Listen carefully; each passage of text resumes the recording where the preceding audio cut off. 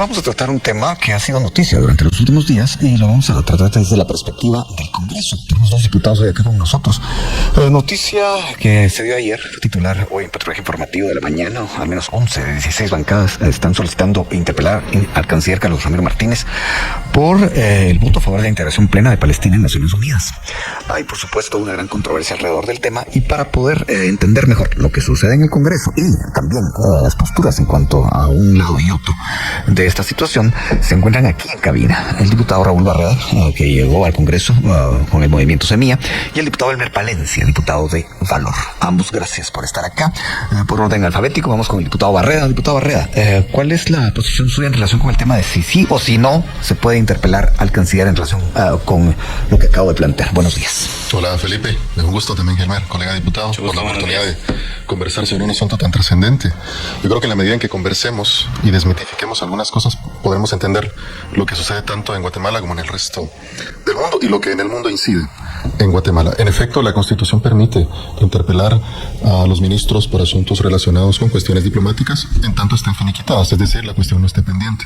No es el caso de la integración de Palestina como Estado reconocido como miembro de la Organización de las Naciones Unidas, razón por la cual es una cuestión interpretativa, sí, pero a la luz de la simple lectura de la Constitución debe colegirse sencillamente de que una vez concluido el asunto es posible interpelar al ministro por este y otros asuntos que estén finiquitados. En tanto esté en tránsito, me parece, en mi criterio, que la interpelación sería improcedente. Bueno, el diputado Palencia, vamos con la misma pregunta. ¿Usted tiene esa misma postura? ¿Usted cree que sí es viable legalmente interpelar al canciller? Muy buenos días. Buenos días, Luis Felipe. Un saludo a la audiencia. Pues definitivamente yo sí estoy claro de que es totalmente posible interpelar al señor ministro, precisamente porque, tal como lo menciona el diputado Barrera, el artículo 139 de la Ley Orgánica del Organismo Legislativo, pues en su última parte, cuando habla acerca de la prohibición para poder tratar asuntos diplomáticos, se refiere a que los asuntos ya debieron de haber sido finiquitados y el voto ya fue emitido, eso ya concluyó y pues la sesión de Naciones Unidas también ya finalizó y eso es un acto consumado. Entonces, por supuesto, los diputados que tengamos algún cuestionante con respecto a este tema y que queramos que se ventile en el Pleno del Congreso de la República, pues podemos hacer uso de la facultad que tenemos como diputados de presentar la solicitud de interpelación al ministro, lo cual ya hicimos más de una decena de bloques legislativos, de jefes de bloques, y pues están sumándose diputados a lo individual a este tema. Bueno, antes de ya entrar más de lleno en el tema, diputado Barreda, el voto fue emitido, la sesión ya terminó, ya está concretada. ¿Qué dice al respecto de ese argumento del diputado Palencia? Considerando la naturaleza del acto, que no es más que exhortativo y declarativo y que no tiene efectos positivos, porque no hemos adjudicado todavía a Palestina la calidad de Estado miembro de la Organización de las Naciones Unidas, en mi criterio político y también jurídico, es un asunto pendiente. Y la Constitución, porque hay que empezar hablando de la Constitución, es categórica al establecer que en efecto los ministros de Estado tienen la obligación de presentarse al Congreso de la República a fin de contestar las interpelaciones que se les formulen por uno o más diputados. Estoy leyendo textualmente el artículo 166 de la Constitución, pero es muy clara la excepción de la propia Constitución, que establece literalmente: se exceptúan aquellas que se refieran a asuntos diplomáticos u operaciones pendientes.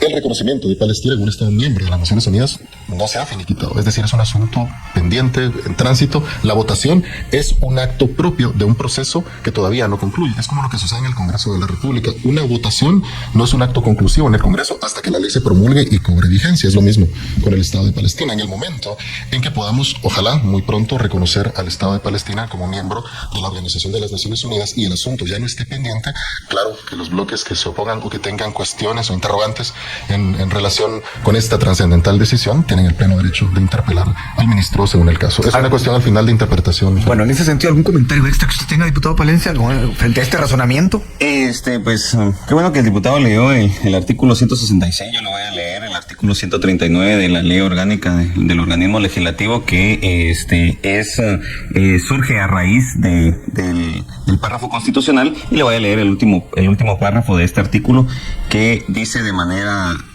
textual lo siguiente. Permítame, que aquí está. Dice: No pueden los diputados interpelar respecto a asuntos que se refieren a cuestiones diplomáticas o operaciones militares pendientes, pero al finalizar tales cuestiones u operaciones podrán ser objeto de interpelación. Para nosotros la cuestión es la razón por la cual el señor ministro pues votó en esa sesión, y ese voto pues ya fue emitido. O sea, la sesión fue abierta para un fin específico. Dicha sesión ya culminó. Que busquen otros objetivos y que este sea uno de los pasos, pero ese paso ya fue finalizado y por lo tanto no es algo que sea tampoco un secreto de Estado, una operación militar que se esté llevando a cabo el Estado de Guatemala y pues no puedan develarlo por cuestiones propiamente de su naturaleza. Pero este tema fue, pues el día 10 de mayo fue expuesto públicamente y el acto fue realizado, y lo que nosotros pues tenemos serias cuestionantes es lo que llevó o cuál fue la razón o cuál fue la instrucción que recibió. Recordemos de que recibió de parte del presidente de la República, porque aquí tenemos que ser claros, quien tiene por mandato constitucional el tema internacional y las relaciones internacionales realmente es el presidente de la República, y quien lo ejerce a través de su canciller, en este caso a través de su representante ante Naciones Unidas. Bueno, déjame ver, todavía tenemos 2 minutos. Diputado Barrera, varios bloques legislativos y también algunos críticos en redes sociales, también en columnas de prensa, han mencionado esto como un error, han señalado como un error del Estado de Guatemala haber emitido este voto. ¿Qué dice usted al respecto? Bueno, 143 países en el mundo, no pueden estar todos equivocados, Felipe. Resulta que es una cuestión de posición política que está condicionada por varios factores culturales y teológicos también, y creo que la discusión es necesaria. En 1947 Guatemala tomó una decisión trascendente para su propia existencia y también para el reconocimiento de Israel como Estado. Guatemala emitió un voto favorable, lo que ha sido suscrito a lo largo de los años, y creo que nadie cuestiona el derecho del pueblo de Israel de ser reconocido como un Estado, de asignársele un territorio. En este caso es parte del conflicto del territorio que se le asignó a esa población, de suerte tal que no debe entenderse que el reconocimiento del Estado de Palestina y su integración al concierto de las naciones implica o apareja el desconocimiento de la primera decisión, y creo que en esto consiste toda la cuestión.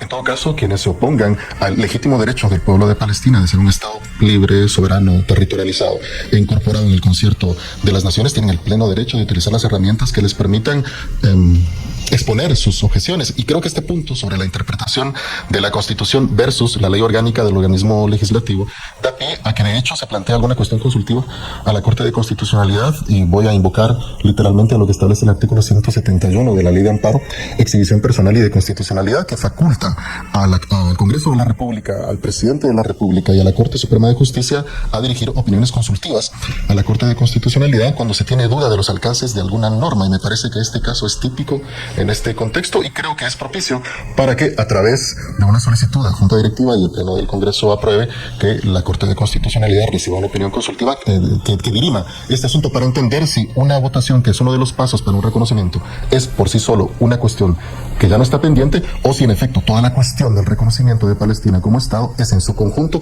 un asunto que debe estar finiquitado y solo después del cual es posible o es lícito, en este caso, interpelar a un ministro. Es una duda interpretativa y creo que es posible invocar lo que, insisto, contiene el artículo 171 de la Ley de Amparo, Exhibición Personal y de Constitución. Voy ahora con el diputado Elmer Valencia. Elmer Palencia, perdón. El Palencia y yo Barrera. Sí, Barrera. Barrera, sí, estoy viendo acá. ¿Por qué lo consideran ustedes un error, ese voto? Bueno, nosotros no estamos en contra del pueblo de Palestina. Lo que estamos en contra es del grupo extremista que tiene, pues, en este momento controlado ese territorio, y es este grupo Jamás. Realmente, el dar un voto ahorita por, a favor de Palestina, que está controlado por este grupo terrorista, es como que si estuviésemos dando un voto a favor de este grupo terrorista. Eso es lo que nos preocupa. Y que 140 y pico de países estén a favor, pues a mí me parece contradictorio cuando ponemos de ejemplo siempre Estados Unidos, y Estados Unidos votó en contra. Ponemos de ejemplo El Salvador, y El Salvador se abstuvo. Entonces, no podemos nosotros decir para lo que nos conviene sí estamos a favor de cómo actúa Estados Unidos, pero para lo que no nos conviene no estamos a favor. Entonces, estoy totalmente de acuerdo de que aquí nos tenemos que basar, y qué bueno que se está leyendo literalmente la Constitución, y pues el derecho así como nosotros tenemos el derecho de poder realizar la interpelación y pues si vamos a mayorías, entonces significa que la mayoría del Congreso, pues 11 bloques legislativos de los 16 que estamos reconocidos en el Congreso, pues hemos firmado la interpelación. Entonces significa que la mayoría pues estamos en desacuerdo con ese voto, y también hay una gran parte de la población que al final somos nosotros como representantes quienes lo representamos, y por esa misma razón tanto el bloque Valor como el partido pues emitimos un comunicado rechazando esa acción y rechazando una acción que no representa al pueblo de Guatemala. Aquí no estamos hablando de que si los demás países votaron y nos vamos a ir con la mayoría o vamos a estar en la minoría. No, aquí es qué es lo que representa al pueblo de Guatemala. Bueno, aquí con el diputado Raúl Barrera del Movimiento Semilla y Elmer Palencia, el diputado de Valor, estamos conversando acerca de este y otros temas. Vamos a la pausa, volvemos. Y ahora voy a empezar con el diputado Palencia. Diputado Palencia, cuando se emiten los argumentos en favor de esta interpelación, lo que se menciona es que Guatemala rompe una alianza de alguna manera. ¿Usted lo ve de esa manera, una alianza con Israel de muchos años? ¿Se ve de esa manera desde la bancada que usted representa? Sí, desde la bancada que yo represento como jefe de bloque y como secretario general del partido, nosotros sí vemos que esto puede provocar una ruptura o una fisura dentro de la relación de amistad que Guatemala ha tenido con Israel pues por más de 7 décadas. Entonces, ese es un tema sí para nosotros bastante delicado, es un tema muy sensible que pues nosotros sí creemos de que traiciona esa tradicional amistad, y más que eso, precisamente porque recientemente el pueblo de Israel ha recibido ataques terroristas, puedo llamarlo desde ese punto de vista.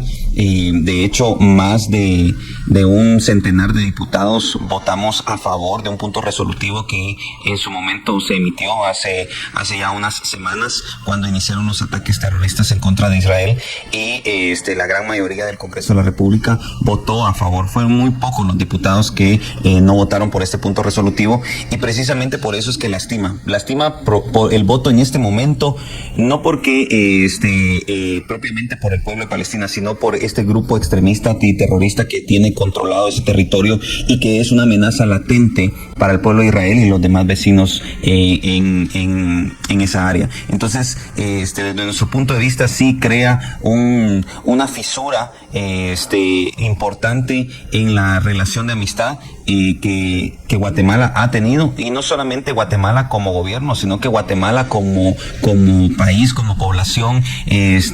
Yo he recorrido prácticamente que todo el territorio nacional en mi función como secretario de organización de mi partido, y he observado varios municipios, cabeceras municipales con plazas Jerusalén, plazas Israel, donde reconocen ese lazo de amistad que existe entre el pueblo de Guatemala y el pueblo de Israel. Entonces, esto lo he recibido en varios mensajes de varias personas, varios alcaldes, varios ministros religiosos también, que ven esta situación como una traición hacia esa amistad de décadas. Diputado Palencia, antes de pasar con el diputado Barrera, tengo otra pregunta para usted. ¿Cómo interpreta y cómo analiza usted las palabras dichas ayer en una entrevista con Fernando del Rincón en CNN por parte del presidente Bernardo Arévalo, cuando el colega le pregunta y le dice, mira, participó de la Escuela Politécnica en este desfile de la celebración de los 76 años de Israel, y ¿qué dice al respecto? Le preguntó algo así como que se iba a tomar medidas, y el presidente, si usted vio la entrevista, le contestó, no, si esto, la participación es de muchos años atrás, y en Dos Platos dijo, no estamos peleando con Israel. ¿Cómo interpreta usted esas declaraciones?